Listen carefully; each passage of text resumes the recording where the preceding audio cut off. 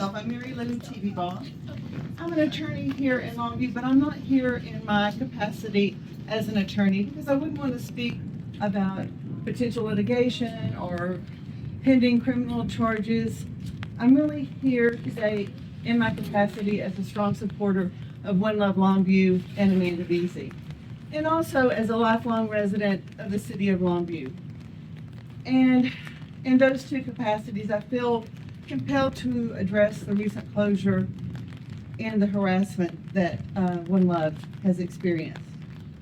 You know, most of you are probably too young to remember our city's history, but we have a really strong history of women stepping forward to ensure support for the most vulnerable among us. I particularly remember Mrs. R.G. Letourneau. I don't know if any of you are old enough, besides me, to remember her. But when I was a little girl, Mrs. Letourneau helped the veterans here. She helped those that were sick. She would sit with people in the hospital, people she didn't even know. She made sure that people were fed. She helped people with medical care, with education, and with opportunities. And when I was only 10, in 1969, so I'm dating myself, she provided, she was named National Mother of the Year. And you know, as a city, we celebrated that. We were all so excited about that. And I thought, when I grow up, I want to be like her. I want to be like Mrs. Letourneau. But I grew up, and I took a different path. Career got in the way, life gets in the way, and so I didn't spend my life like her, helping people. So I'm thankful for people like Amanda Veasy and the other volunteers that did take that path, that did carry on and step in to continue the legacy of Mrs. Letourneau. And they have taken that path of helping and giving to those in need. And I think everyone in this city should be grateful to someone like Amanda in carrying forth on that legacy. This nonprofit, One Love, has stepped in to offer the vulnerable of our community services in mental health, counseling, medical care, support for those facing addiction. Their efforts have filled critical gaps that no other organization has filled, and certainly not our city. So I find it deeply troubling that instead of being celebrated, our city and our officials here have targeted this organization. They have harassed this organization. They have contacted their donors. And they have forced them out of business simply for trying to help those in need. So instead of working to help them, our leaders, instead of collaborating with them, have forced them out of business again. They have not worked for compassionate solutions. So I want everyone hearing this to make no mistake. This is not just about One Love Longview. When government overreach takes control, it can impact any one of us. Because when the powers that be choose control over cooperation, it will force any one of us out of business. It can force any one of us into desperate measures. So we have to stand together to protect the right to serve and support our community without unjust interference and retaliation. Thank you.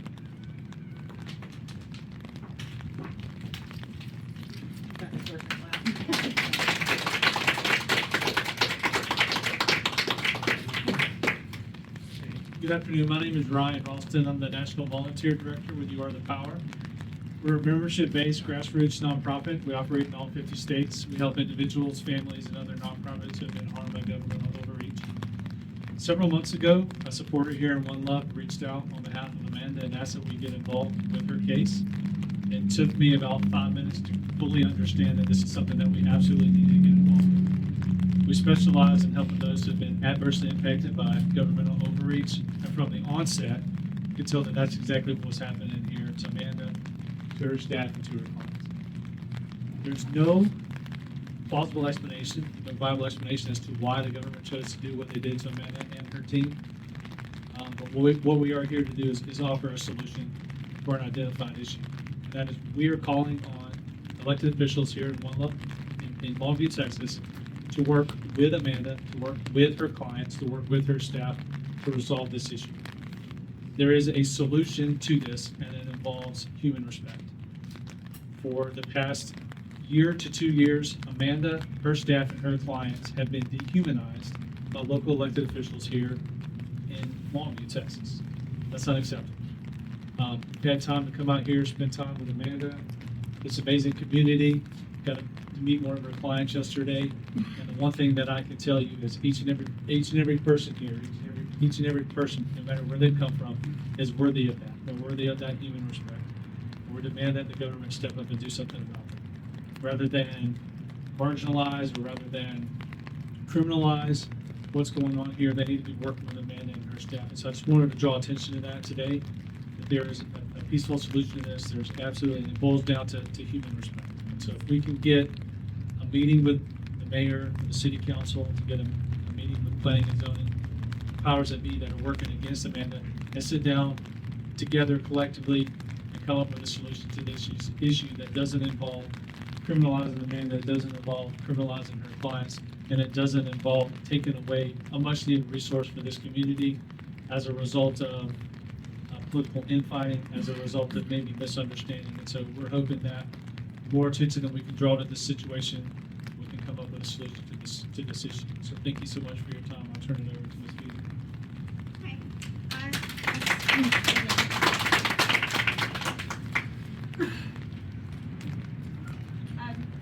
My name is Amanda Veasy. I'm the founder and executive director of One Love Longview. I want to first take a moment to just acknowledge the two of you for being here today.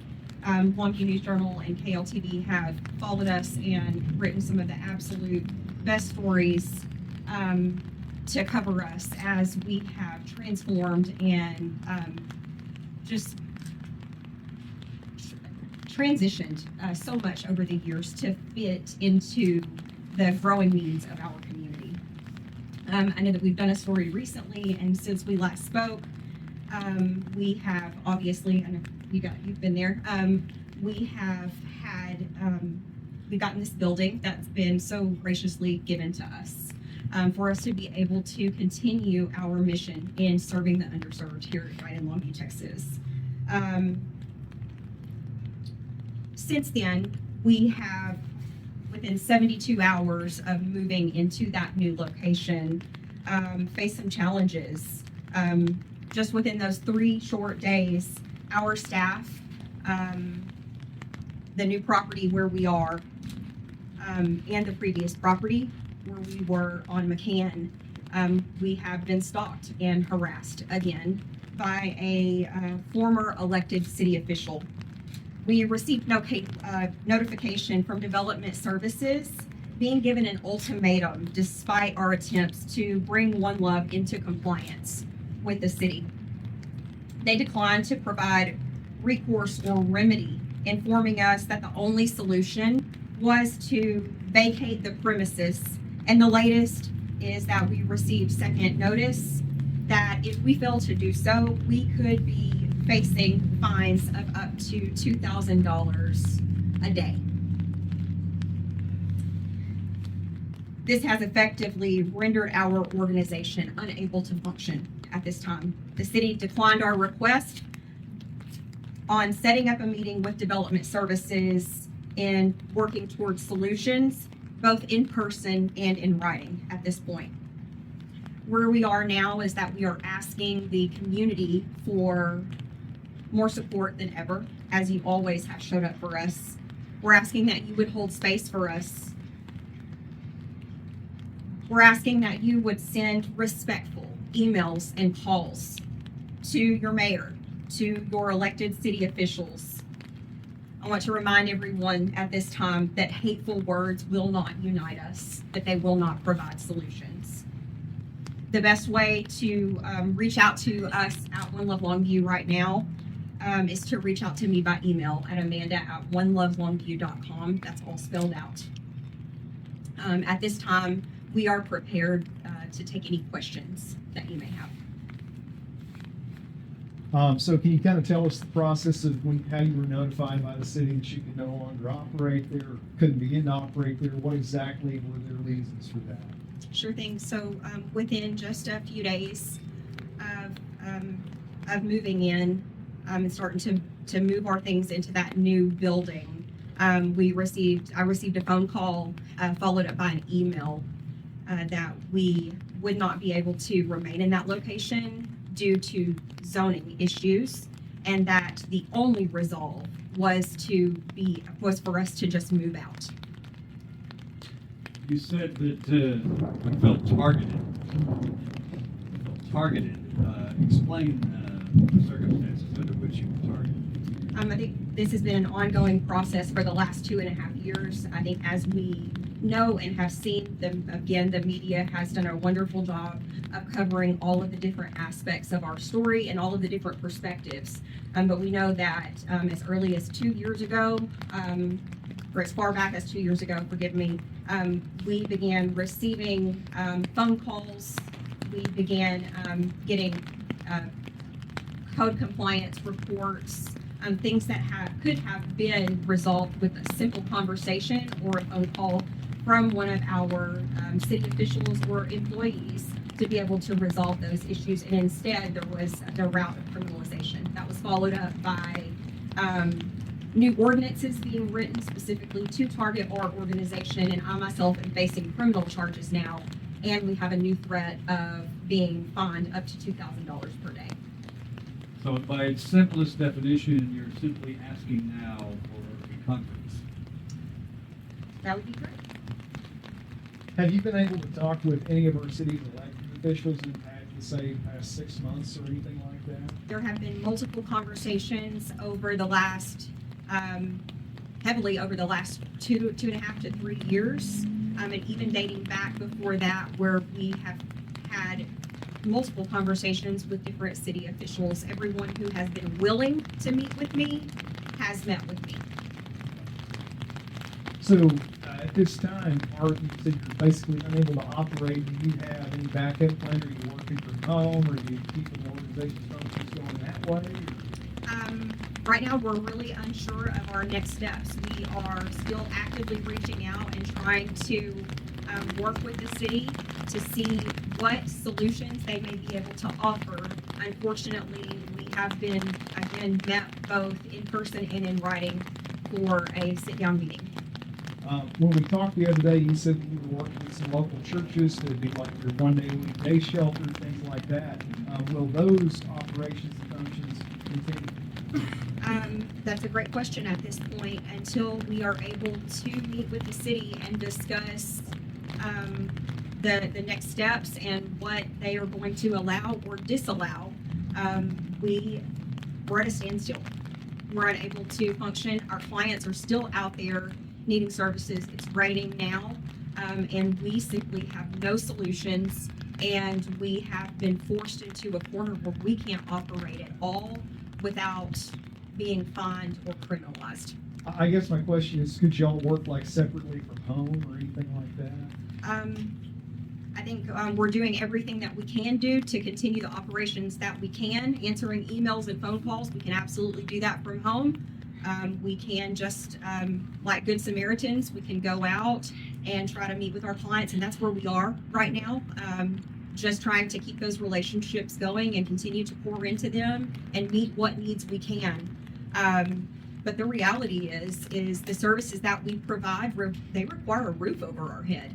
And right now, the city has made it their goal to make that impossible for us. And haven't you been told even storing Yes.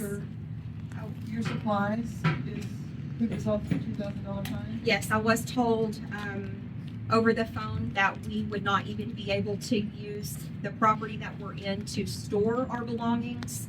that we would have to move everything out. So, yes, and I think it's important for the public to know, we've been very vocal about what our next steps are with our social media pages, and I know it's very difficult to keep up with or for everyone to keep up with us in those ways, but it's so important to know we've been trying to clear it up on a one-on-one basis with some of the surrounding neighbors, trying to go out and meet them in our new area. We are not providing the same services that we were providing over on McCann. We have, sorry, no worries.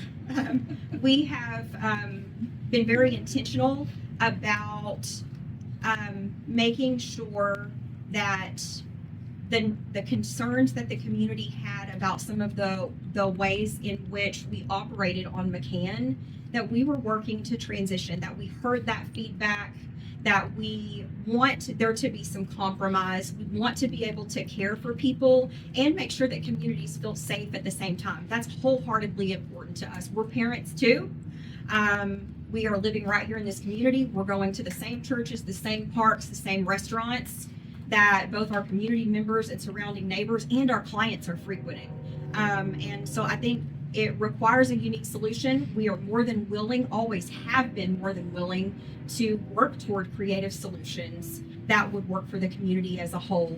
And unfortunately, this is where we are. So that the transition was going to provide a place for us to store our items, a place for us to maybe do a little bit of administrative work, be able to train some other places in the community. Our goals have been to equip the local churches and organizations and community members to show what it is that we do to most effectively serve and love our neighbors. And so we've really, we're looking at that moving forward, and it's important for the community to know that that's what that facility was going to be used for.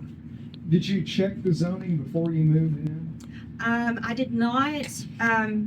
The property is actually, I'm sorry, is this appropriate? The property is actually on church property. And so, from my understanding, churches are exempt from those zoning regulations. We're a nonprofit, the church is a nonprofit, so everything seems safe to go. Thank you.